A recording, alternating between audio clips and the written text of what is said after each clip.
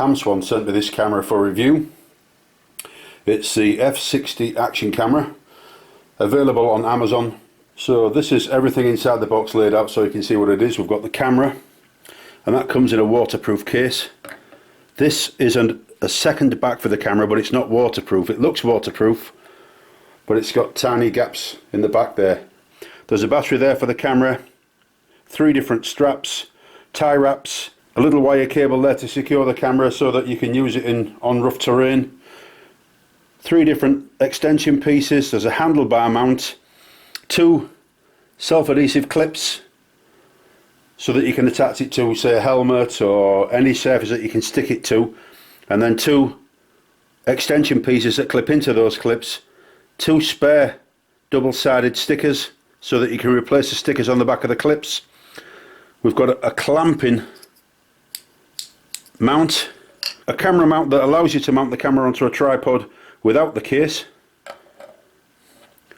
1 fixing screw, 2 different tripod mounts, an instruction manual, charging cable which is USB to micro USB, and a cleaning cloth.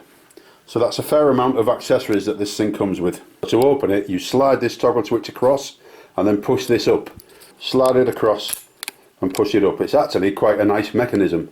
This battery is obviously a spare battery, so it comes with a spare battery. So let's go through some of the features. The on off button, if you press that,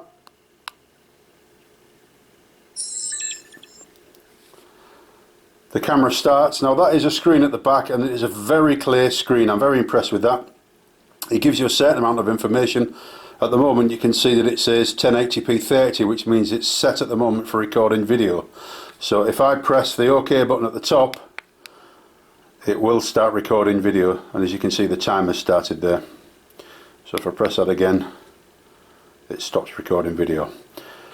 So when you've started the camera and you've got the screen on the back there, if you want to access a camera menu, you press the on off button 3 times, I think it is. The first time switches from video recording to photograph taking, and then you switch it again and it goes to playback, and then you switch it again and it goes to the menu. Now the menu is very clear and it's quite easy to use as well. So on the side of the camera we've got 2 arrow buttons, and you'll notice that one of them has got a Wi-Fi symbol on it.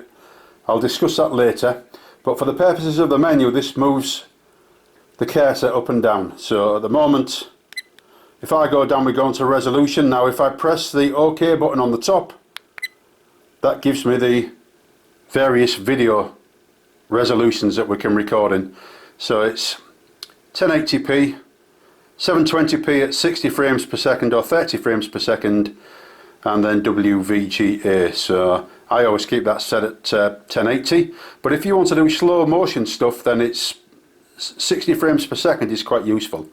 So that's up to you, and then you just change that by using the arrows on the side, and I'm not even looking as I do this, and then OK, and then you can go down again using the arrows on the side. Now time-lapse record, I've tried for hours to record time-lapse video and it won't do it.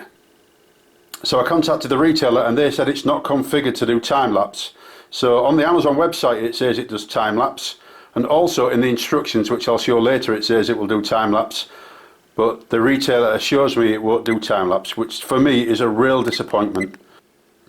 You can change the image size. Now one thing I would say about the image size, if you look at the image size, if you're only going to be looking at it on a TV, then it's pointless going any higher than 2 megapixels. It will go all the way up to 12. But if you look at 2 megapixels, that's 1920 by 1080. Just a little tip there if you want to take photographs. Language, date and time setting. TV mode is just PAL or NTSC, so if you're in the UK you need PAL. And then you can rotate the video so that it records upside down, and there are cases where that would prove useful. Car mode, you can use this as a dash cam, and I have seen a review where some guy was doing that, but personally I'll never use it as a dash cam, so I haven't even looked at that. But it does say that it's got G sensors, you know, in case you get involved in an accident, that type of thing. You can delete films and photographs, format your SD card. I'll come out the menu by pressing the on-off button at the front. Now, I mentioned the fact that there is a Wi-Fi symbol on that arrow on the side there. If I press that now that I've come out of the menu, it gives me a little Wi-Fi symbol there, and then it gives me the SSID and a password for the camera, which is quite simple, 1 2 3 4 5 6 7 8. Now, I've downloaded the app for this. So the app is called Final Cam. Now, if I go into the settings on my iPad, I can select the camera, which is there. That is the camera connected to the app. Now you can see there is a slight lag there. If I press record on the app, and you just touch the screen and it brings up the options, so I'll press record on the app. And as you can see, it started recording. And it's available on Android and Apple. So that is basically the app. There's very little information on the instructions.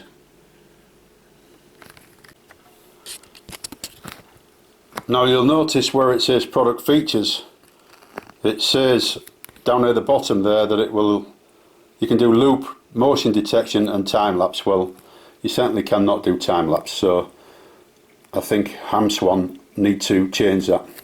Whenever I'm looking at something like this, I always wonder how it will compare to something that I consider to be the industry standard, which is a GoPro. Now, I've got an old GoPro Hero 3 and I've actually shot some video on a drone and also attached to my car and driven it around the garden.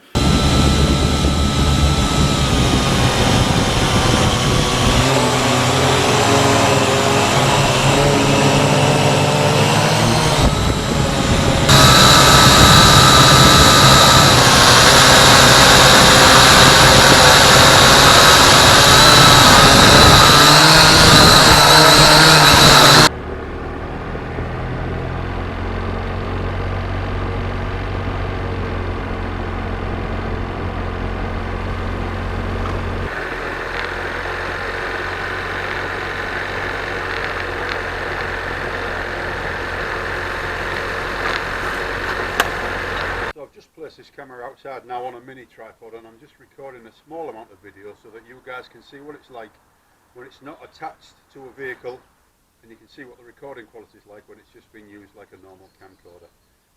So there we are, the Hamswan F60 action camera. It feels and looks like a good quality camera. When you compare the video to the likes of a GoPro, it's not as clear, but it's much brighter and more vivid. And in some ways, brighter and more vivid is better than clearer. I do think that the image quality is good enough. I don't think there's any issue with the image quality at 1080. I think it's fine, and would be quite happy to use this on my drone or attached to a vehicle. The sound quality on this is better than the GoPro, which is a big advantage. It comes with enough accessories to get you started. For the price, when you consider it's a fraction of the cost of a GoPro, I think it's good value for money. If you read the description both online and in the instruction manual, it says it will do time-lapse photography, but it won't. Now, to me, that is just a software issue that the manufacturer should be able to sort out. At the very least, they should be removing any mention of time-lapse off the instructions and off the website.